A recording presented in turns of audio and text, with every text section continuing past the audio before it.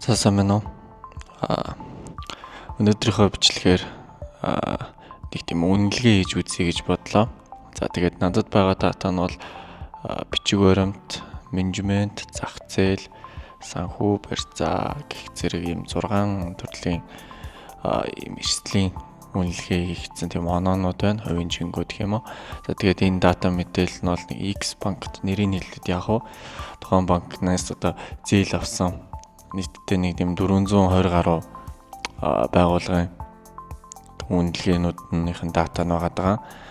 За тэгээд энэ үнэлгээгээр ямар сэдвтэй үнэлгээ хийх вэ гэхлээр надад тухайн энэ дата мэдээллээс гадна нэг 26,000 гаруй одоо зээлдэгч нарын зээлийн одоо хугацаа хэтрэлт юм үүсгэсэн хоногуудын мэдээллүүд байгаа.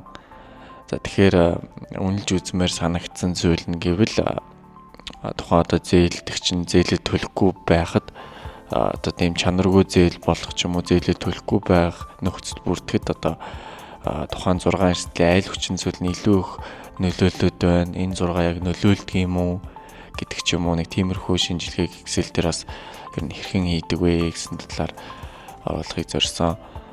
За тэгээ хамгийн түрүүнд бол эхлээд энэ 26,000-аас датагаа цэвэрлэх хэрэгтэй.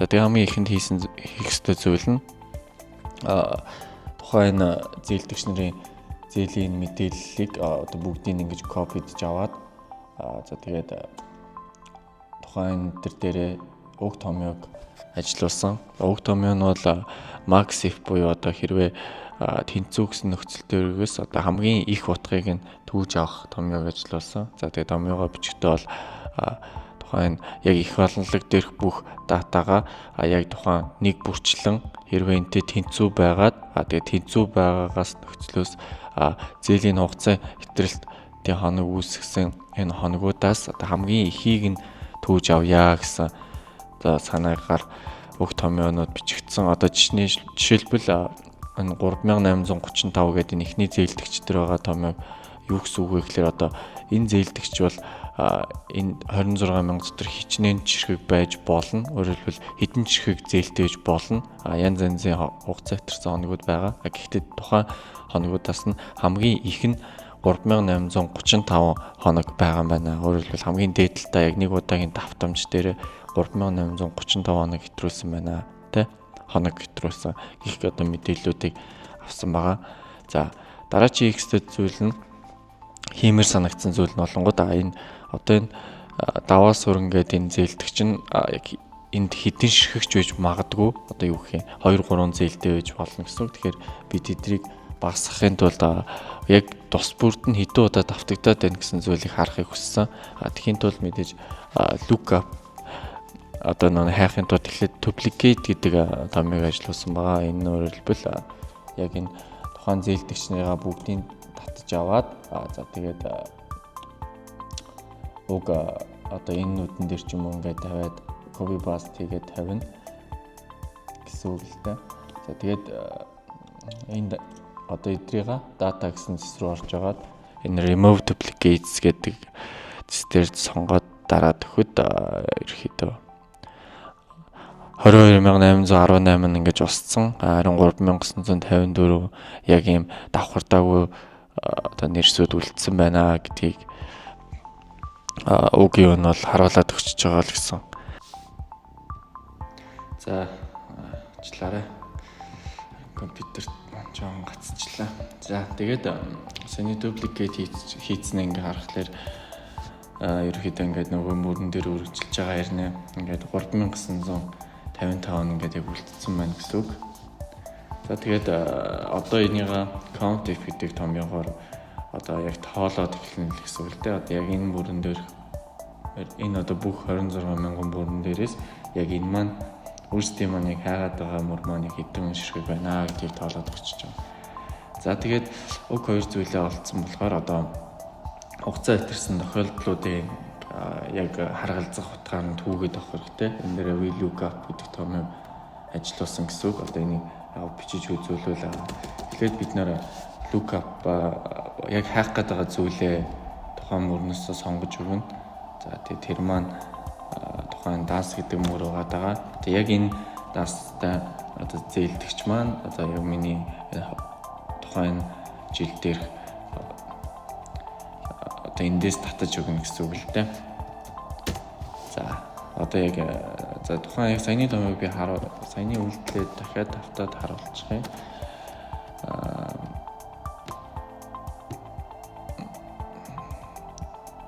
За одоо энд чинь болонгод нөө бидний хугацаа итгэрэлт үүсгэснийхээ хамгийн олон нэг одоо нэг зээлдэгчнийхээ тохиолдлыг нь одоо энэ дээр түүгээд авцсан байгаа шүү дээ, countive. За одоо Ctrl Shift-тэй дарлаа доошоо сумдчихна гэсэн. За тэгээд үг дүнгээ гол нь яах хэрэгтэй?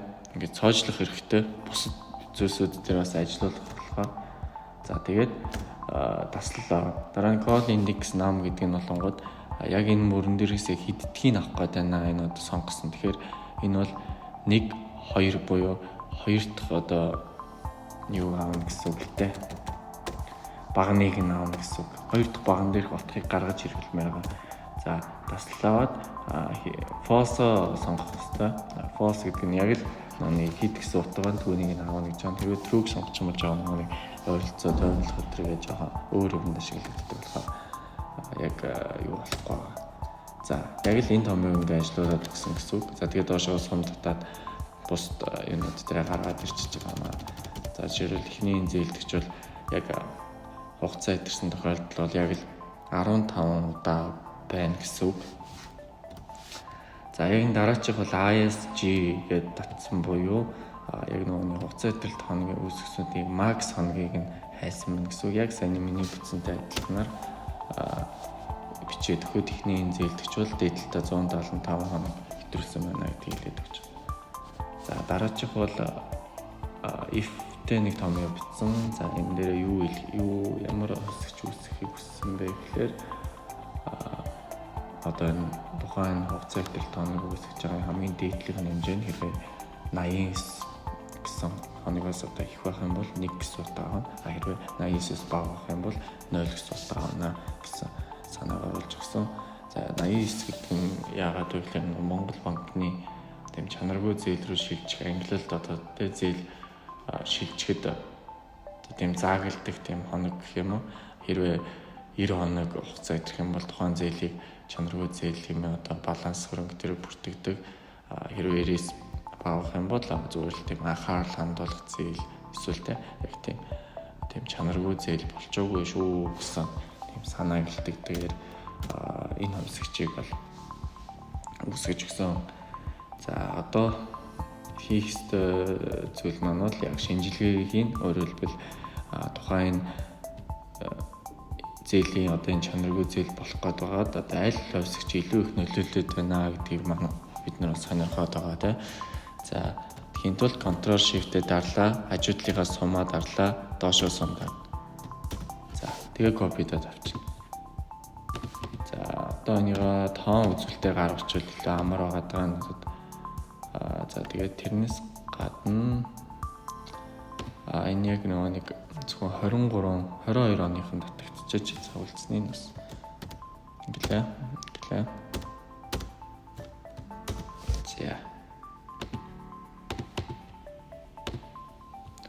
За энд нэг хоосон мөр явж байгаа. 23-аас 24 рүү шилжиж байгаа. Тэр датан дээр мээр.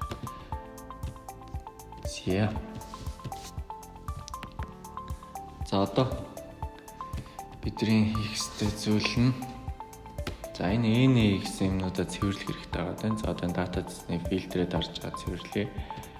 Хугацаа итерэлт үүсгэсэн хоногуд дээрээс нь сонгоод NA. За NA-д 0 болгоод бич. За NA гэсэн санаа чинь болонгод ерөөсөө одоо жишээ энэ 402 дахь зээлдэгчийг ингээд тухайн нөгөө өмнөх энэ дээр янзлсан датагаас хайнгууд ерөөсөө олдоогүй байна гэдэг чинь 402 дахь одоо зээлдэгч нь ямар нэгэн тийм хугацаа хэтрэлд огт үүсгээгүй гэсэн санаа явчихж байгаа гэсэн үг л дээ. Тэгэхээр ерөөд 0 гэдэг тохиолдол 0 хамгийн их хугацаа хэтрүүлсэн 0 тэгээд нөө 89 өдрөөс хэтрүүлээд байна уу тийм үгүй гэдэг дээрээ бас 0 гэсэн утгуудыг авчиж байгаа гэсэн ерөөхдөө үг болчихж байгаа. тэгэхээр ингээд 0-ыг оруулаад өгөхөд бол болно. За одоо ингээд манай дата маань бэлэн болж байна. За өшөө юу хийж болох вэ гэхээр яг дата анализ гэсэн зэс рүү ороод correlates гэдэг багныг сонгоод бид нэр тухайн хувьсгчид хоорондынх нь correlate-ийг нь хамааруулж болно. За output range буюу яг энэ шин шийт дээр биш яг өөрсдийнхөө юун дээр гаргахыг илүүд үзлээ. За энэ дээр сонгоод за энд ингээд гаргахаар сонгоч тэ. За тэгээ групп нь ингээд босоо одоо тэр багнаар нь ингэж англи бүлгэлж корреляцийн тооцоо шүү гэдгийг сонгож байгаа. Хэрэг өрөөгөө сонгол ингээд FT-гээр нь тооцчихно. Тэр амар олон хэсэгчүүдийн корреляц гараад ирнэ. Тийм. За ингээд окей дарахад корреляц. За гараад ирлээ. Тэр ингэж сонгоод за энэ дээр бол transpose гэдгийг хийхээр ингээд гараад ирчихдэг. Би энэ column 1 гэдгээ жоохон нэрлэх хэрэгтэй байх. Энэ ч нэг 90 оноос дээш төрсэн бахан бол чанаргүй зэглэхэд үзчихэж байгаа. Өөрөлдвөл 1 гэсэн утгыг авч байгаа чанаргүй зэглэл болсон, 0 гэсэн болоогүй гэсэн. Тэгэхээр нэг тийм зээлээ төлөөгүй эсэх гэд барыг дүнжихэд болно гэсэн үг л те. 1 байвал зээлээ төлөөгүй, 0 байвал ер нь төлдөг те, байг төлдөг гэх юм уу. За тэгээд ерөөхдөө ангилчж болж байгаа. За ингээд корреляц харахаар одоо бид нэг регресс дээр үнэлэх болохоор регрессээ нэг тийм суур нөхцөл нь тухайн одоо бетаас одоо x хувьсгч нар чинь тайлбарлах гад байгаа хувьсгч нар те тэд нар чинь юм хоорондоо тийм корреляцгүй те тийм корреляц тийм үүсгээгүй байх ёстой гэдэг тийм нөхцөл байдаг. Тэр нөхцөлийг бол ер нь зөрчиж ийн л да манай уг дата маань бол ингээд одоо энэ бичиг баримт менежментийн эрсдэл хоёр бол айгүй өндөр хоорондоо корреляцтай байдаг байна. Өшөө зах зээл санхүү гэдэг одоо өндөр корреляцтай байна те. Одоо жишээлбэл тайлбарлал мэдээж одоо зах зээлийн эрсдэл буюу одоо за тэр үн эрэлттэй одоо тухайн ундаа үйлдвэрлэдэг одоо компани байлаа гэхэд одоо ундааных нь борлуулалт эрэлт буурах юм бол мэдээж тэрийгээ дагаад одоо санхүү дээрх тэр ашиг ч юм уу адилхан ингээд буурж тэгж өсдөг те бүгдээрийг хоёулаа эерэг корреляцтай байна. Одоо бичиг баримтыг гэдэг нь одоо тэ альва тэр стандарт тусгай зөвшөөрөл зэрэг одоо тийм бичиг баримт юмнуудыг бүрдүүлээгүйгээсээ болоод одоо менежмент удирдлагатай тэдний эрсдлээс яг дагаад ингээд айгүй тийм хүчтэй тийм хамааралтай байдаг байна гэсэн юмсыг бол харуулж байна. За тэгээд мэдээж уг нь бол яг тухайн нэг корреляцууд бол аль болох бага байх ёстой. Гэхдээ нэгэн дотор байгаа дата дээр уг шинжилгээг бол хийж үзье гэж бодож байна. За би ямар ч нэр кириллээр нэрлэхгүй бол нөгөө програм маань уншихгүй.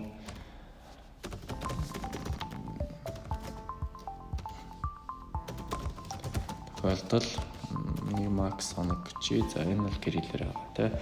За би нэр өшөөс би нэг юм өснөгт бэлдсэн юм а. Энэ дээр болонгод уг ер нь энэ шинжилгээ хийгээд байгаа энэний эрсдлүүд яг юу илэрхийлээд байгааг илүүтэй тайлбарлахыг зорьсон. Тэгээд энэ дээр бол бичиг баримтын эрсдэл гэдэг нь бол ямар ч л үсэндээ энэ тусгай зөвшөөрлөд тухайн тэр эрсдлүүдийг ерөөдөө илэрхийлж идэг. Тэгээд одоо тухайн бичиг баримт тусгай зөвшөөрөл өрөө байхгүй бол тухайн эрсдлийн өмнө илүү өндөр болно гэсэн санаа. За тэгээд менежменттэй бол мэдээж зөв бүтэц засаглал зохион байгуулалт зэрэг бол орно. Зах зээлхтэр бол мэдээж үүн зах зээл өрсөлдөгчд ямар байна? Улирлын нөлөөлөл тухайн нийцэцэн байна уу?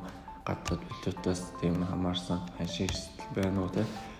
Санхүүгийнх бол мэдээж өөр их байна уу? Ашиг байна уу те? Тиймэрхүү өрөв чадвар хэрэг байна гэдэг ч юм уу. Барьцаа өрөнгө бол мэдээж зээл нэг эрүүл төлөх боломжгүй тохиолдолд барьцаалж нөө тавьж буй одоо үйл хөдлөх хөрөнгө үйлдвэрийн байрч гэдэг юм тэднийг бол хэлж байгаа. Байгаль орчны эрсдэлээр бол мэдээж тухайн үйлдвэрлэлтэй одоо нэг ундаа үйлдвэрлэдэг компани байлаа гэхэд тэр хэрэг тог эргэлж ийн одоо тэгээд тийм хортыг ялгаруулах тийм үйлдвэр байна уу? Сахилгааны хэтэрхтэй үүсгээд байна уу зэрэгтэй. Тэгэхээр эндээс яг ойлгох гол зүйл нь тухайн эрсдлийн хувийн жин одоо энэ оноонууд нь өндөр их тусам эрсдэлтэй гэдгийг харуулж байгаа. За тэгээд англи нь бол одоо жишээ нь 60-аас 80% хоорондоо бол их эрсдэлтэй гэж үзэн гэсэн үг. Одоо 75-тай эхний компани бол за одоо олонгууд бидний хийх юм нь за ямар ч хэсэг энэ датагаа ингээд хадгалаад авчи. За одоо энийга EVS руу оруулах хэрэгтэй. Open with. За энэ EVS гэдэг нь бол нөгөө угаасаа тийм статистик хэрэгсийг сонирхолтой хүмүүс ашигладаг тийм програм байгаа. За ер нь л зориулагдсан амар айдлаа. За тэгээ датагаа өгөхдөө non-structured undated буюу одоо манай дата ч угаасаа цаг хугацааны хамаарлыг ерөөсөө харуулаагүй. Ерөөсөө л яг тийм хөлгөн дата байгаа болохоор техний юм сонгож өгөн за хэрвээ тийм он цагийн хугацаа дараалалтай байсан бол дээрээс сонгож өгч болтгоо. За тэгээ финишээ дараад за биднэрт бол ямарсан 420 ширхэг одоо компани өгөгдөл байгаа. За шинжилгээгээ хийхдээ бол эхлээд шуман зүгээр энгийн регресс үнэлээд үзье те. LS буюу одоо liner regress гэдэг одоо команд агууд за араас нь бидний сонирхоод байгаа зүйл юм болонгууд эзэлээ төлөөгүй эсрэг. За яг нөгөө чанаргүй зээл рүү 89 хоногийг хэтрүүлээд байна уу эсэгт яг юу нөлөөлөд байна гэдгийг ер нь хаахыг хүсэж байгаа. За одоо яг юу нөлөөлж өгдөд байна вэ гэдгийг одоо шинжилгээтэй тухайн X үсгч нар оруулж өгсөй байдаг. Энэ бол ерөөсөө Y үсгч гэсэн үг. Одоо Y буюу тайлбарлагч гэх юм уу. Бусд нь бол ерөөсөө тайлбарлагч үсгч нар байна. За биднэрт байгаа X үсгч нар чинь зах зээл байгаа. Санхүү эрсдэл байгаа. За тэгээд бонд буюу байгаль орчны эрсдэл байгаа. Барьцаа өрөнгө эрсдэл байгаа. Бичиг баримт эрсдэл байгаа. Өөр чинь менежмент эрсдэл. За тэгээд бас магадгүй тохиолдлыг бас хийгээд үзье тэ. Одоо тохиолдол буюу тэгээд давтамж бас ихсэйтэй одоо чанар үзэл рүү одоо хувирах юм уу үүсэх магадлал байна уу. За ингээ окей дарчингууд бид нар шууд энэ шинжилгээг харуулад өгч जैन. За тэгээд эндээс тайлбар хийвэл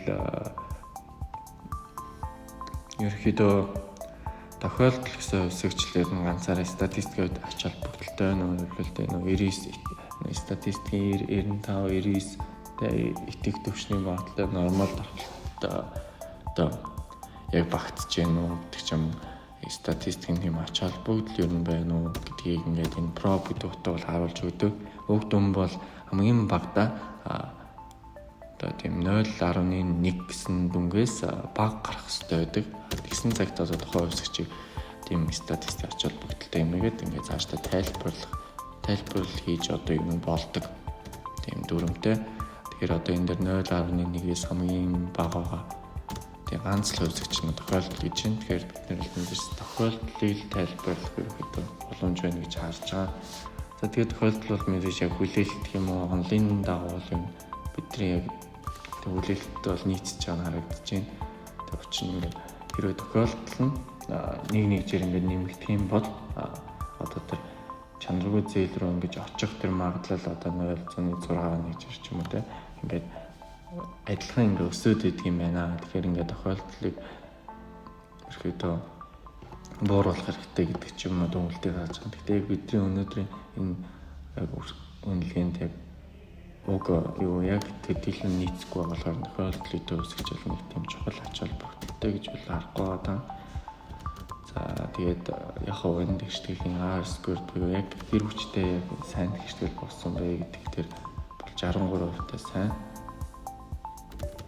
байгааг харж ийн. За тэгээд ерөөхдөө үсгчнийхэн тийм дундч нэ. За тэгээд уг одоо жишээлбэл энэ Айка, Schwartz, Hanna гэдэг энэ гурвыг бол юунд шилдэг вэ? Одоо өөр бас үнэлгээний тийм загваруудыг одоо хоорондоо харьцуулж одоо энэ гурийн нийлбэр хамгийн бага дүнгээр гарсан үг тэгштэглийг одоо цаашдаа яг шинжилгээнд авч явдаг ч юм уу нэг тийм мэдчлээ.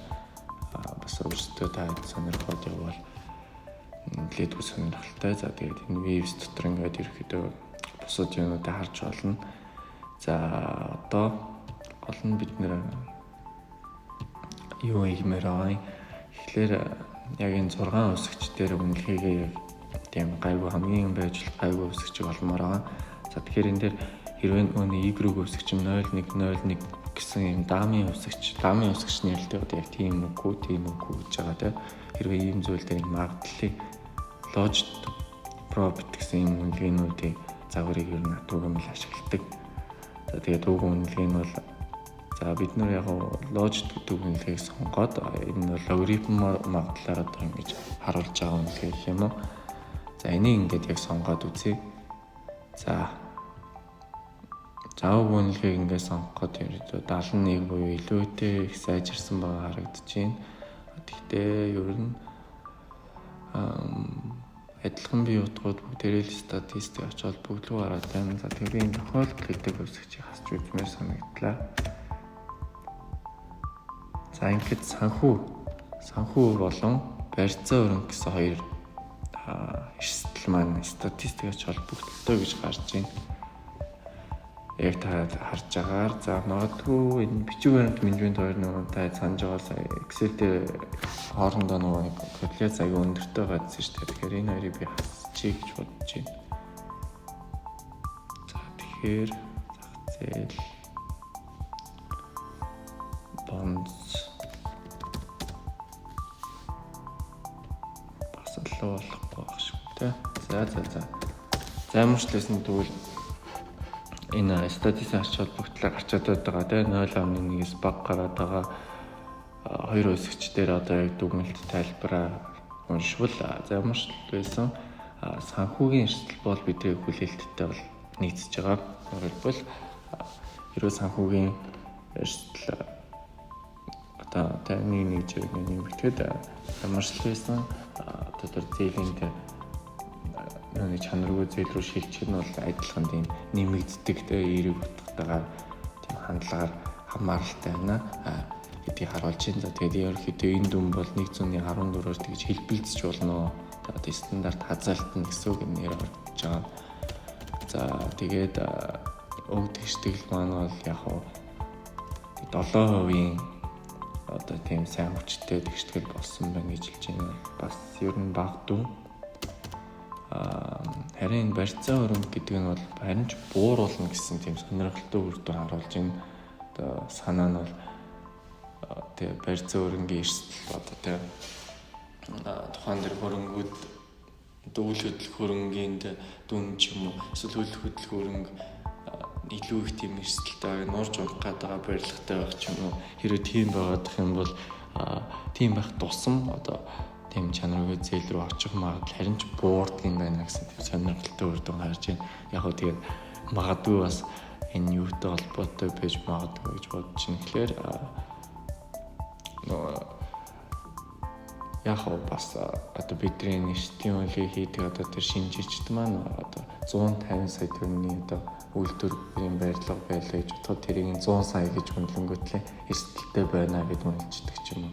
Тэгэхээр үүндээ тэр нь илүү тийм доогоор үнэлэгдсэн тэ одоо үнцэн гэх юм уу. Тийм асуудлаас болж бас магадгүй ийм үр дүн гардаг гэж магадгүй юм. За өшөө бас дээр харчмаар юмнууд чинь за ер нь нөгөө нэг суур нөгөө нэг нөхцөл одоо регрессийн нөхцөл төр юм нормал тархалттай байх хэрэгтэй байдгаа гэдэг одоо уг дата юм. Тийм юм бол огт харагдахгүй байна. Гэхдээ үлдэгдлих дээр юм байна. Ер нь зүгээр ингээд одоо өсөгч нар маань нормал тархалттай байх ч гэх юм уу. Тиймэрхүү юмнуудыг бол бас ингээд юунуудаар ингээд харчиж болдог. Энэ дээр жишээ.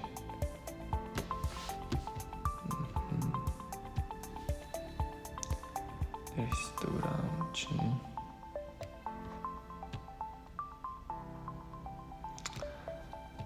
За одоо энэ зээлээ төлөөг үүсгэхдээ одоо энэ жишээлбэл энэ эерэг үүсгч маань ингээд юу ч гэдэг юм уу. Энд чинь гэхдээ 0.1 буюу 2 цаг дээр угаасаа байгаа. Тэгэхээр би эндээс за санхүүгийн эрсдлийг аваад үзчихлээ.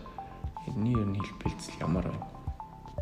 За бас яг тийм нормал тархалт гэхэд бас хэцүү. Тэгтээ угаасаа ингээд нэг тал руугаа баруун сүлтэй гэх юм уу?